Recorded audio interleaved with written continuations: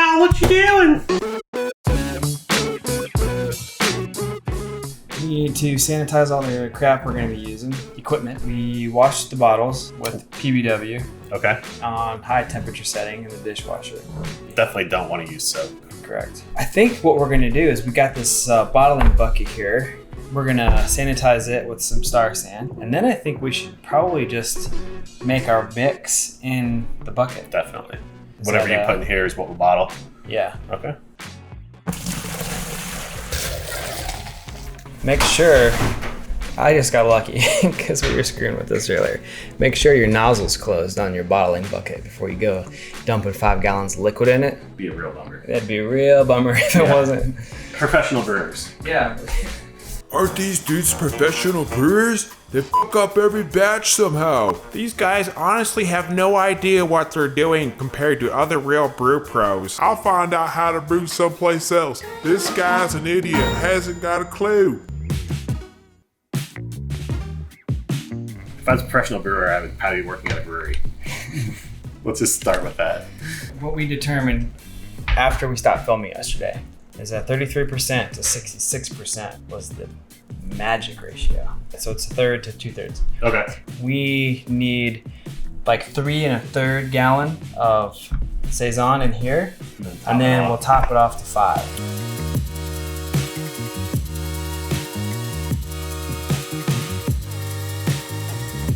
These stainless auto siphons are really, really nice. Nice thing is we're doing a sour bottling, and you can take all the gaskets out and everything, and you can put that in the oven, heat it up to kill everything if you wanted to. They're very nice.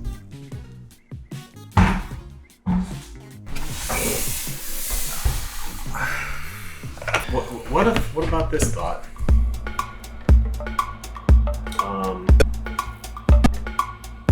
Probably doesn't matter. Never mind. It was a good thought, guys. Yeah, I love that story. I love that story.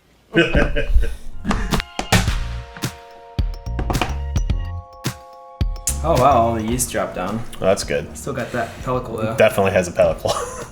So the pellicle probably came from the bacteria in the log beer that we brewed several months back. We'll link to that below. We think that it was transferred to this beer via the chiller. We'll make sure to clean it really well before the next brew day. You keep that off the bottom a little bit. It is off. Nice. Off the bottom.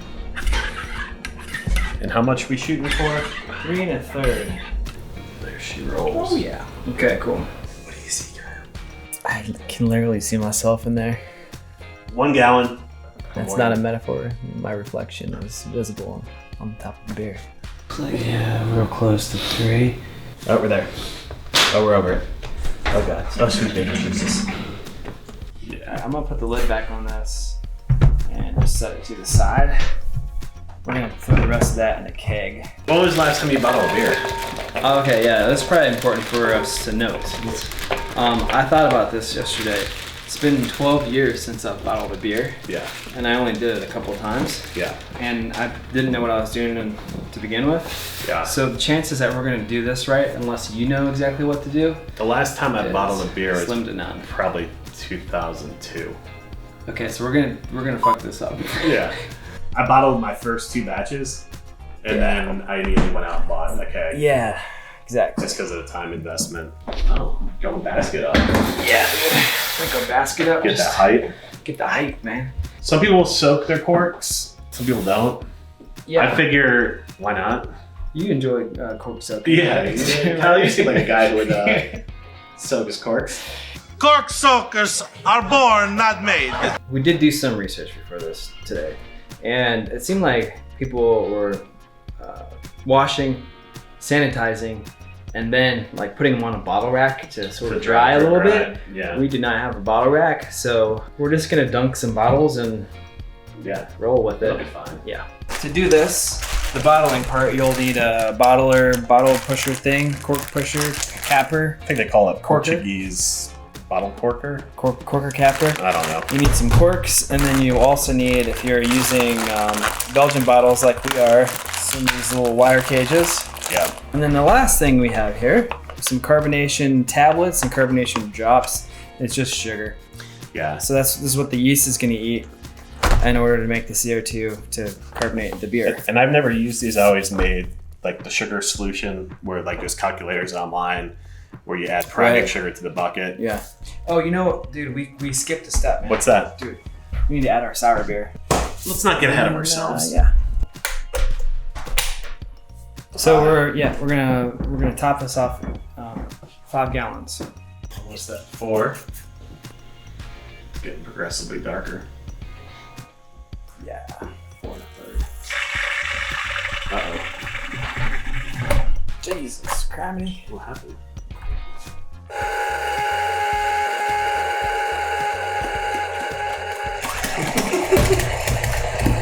Acting like it's empty. Yeah. You think it's just clogged?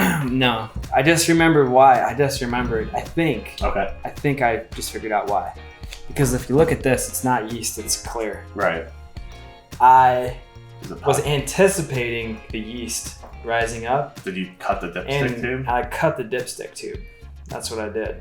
You know what? I might even put a 2.5 gallon dipstick in it. Oh, that makes sense. Well, let's just do this. Let's look at it. Because we have to wait for that too. That's a sweet cloud of CO2. Yeah, CO2 cloud to dissipate. We'll siphon it. Yeah. You only live once. Cool. Professional brewers. Again, just want to what's the fuck's that word? How many bongs has this guy smoked before the video? Surely you could find someone more professional.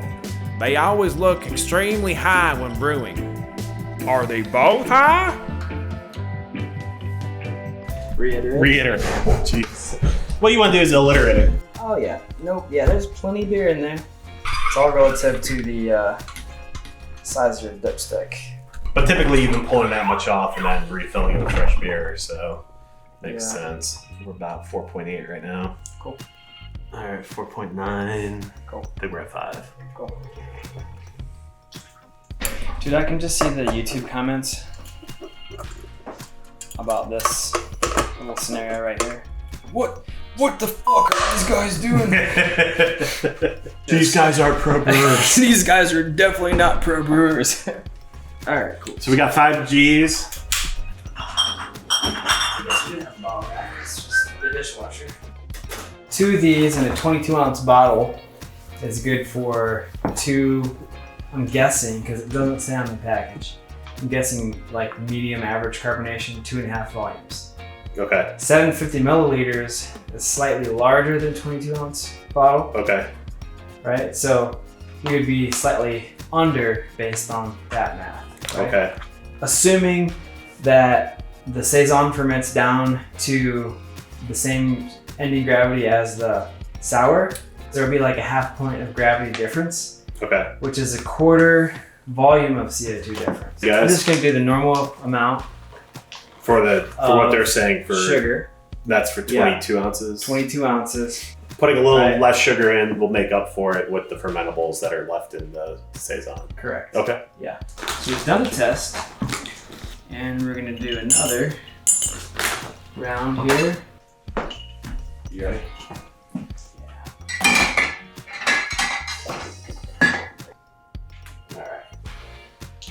And the sugar's in there? Yeah, sugar's in there.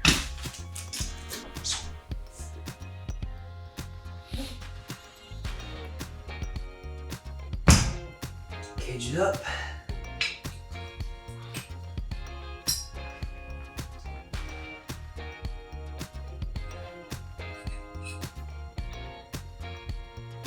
End it up. Bottled sour Saison. How many more to go?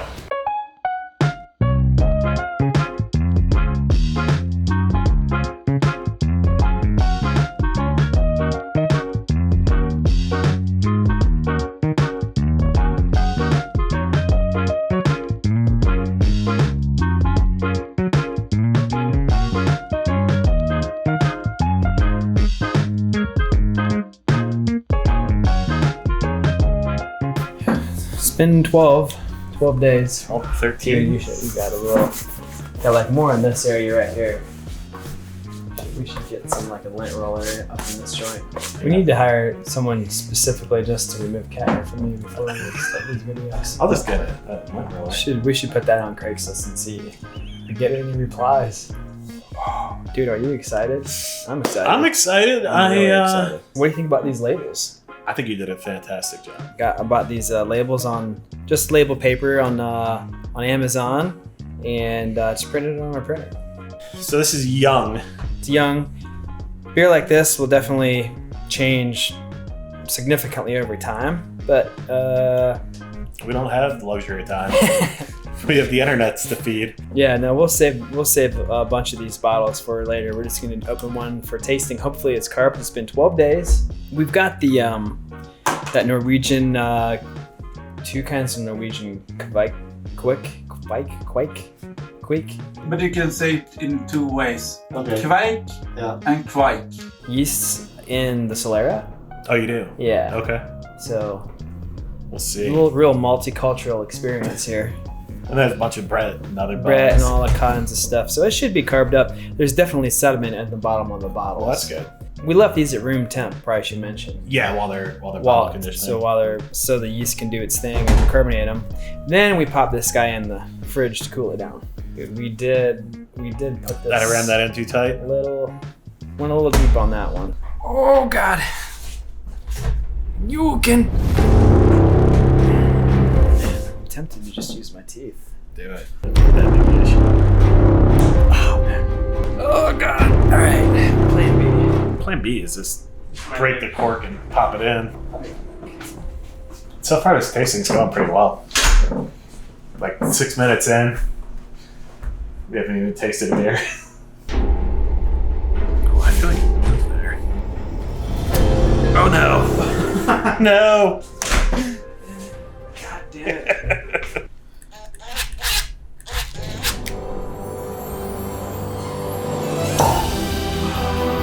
Sweet success. Pop good. Jesus Christ. So I'm not super familiar with these corks. Can you not just ram a regular wine bottle opener in there? Technically, these should pop out. They should just pop out. Yeah, I think this one might have just been a little deep. It was- Our intention was to only go no more than 50% in, Right. but you have to get it far enough in to be able to get the bottle cage down. What if you could use the top And one? that bottle cage did come with this bottle. We'll be correct. I'm sure someone will, Oh, let's correct us with some sort of shitty comment on our YouTube channel. All right, man, ready? Yeah, it sounded like it had a good, decent There was pop. a good pop in there.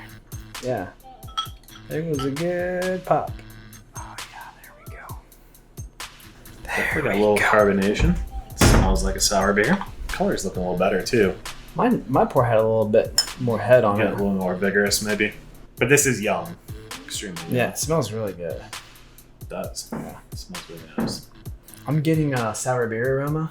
Yeah, you know when you smell waffly or that, it smells Yeah. like any sour beer at that point. All right, going down. Carbonated. Yeah, It tastes great. it's really nice. Yeah. Dang, that's good. It's got a really nice mouthfeel. Yeah.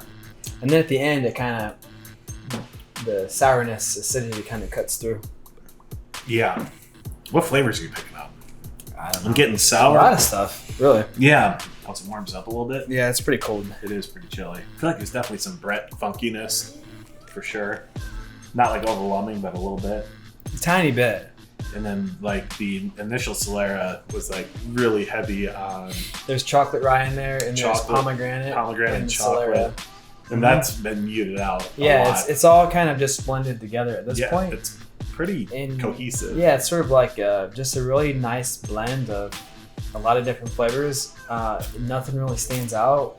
Just a little sweet and then a little sour and a nice mouthfeel and really refreshing. If I was to ever use stone fruit as a descriptor, like this would be the time. Just general stone fruit kind Yeah. of mixture, but tart, like tart stone fruit.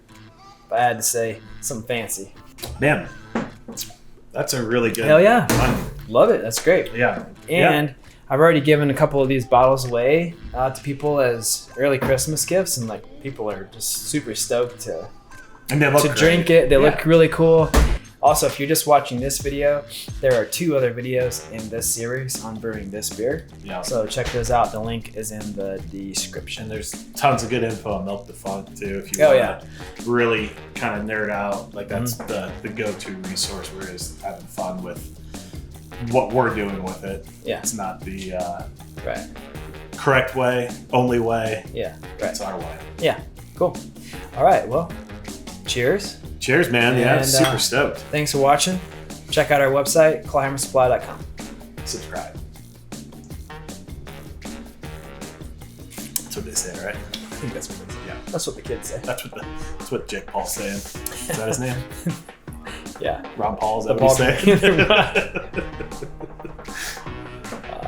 Paul saying? Rubin. For sure.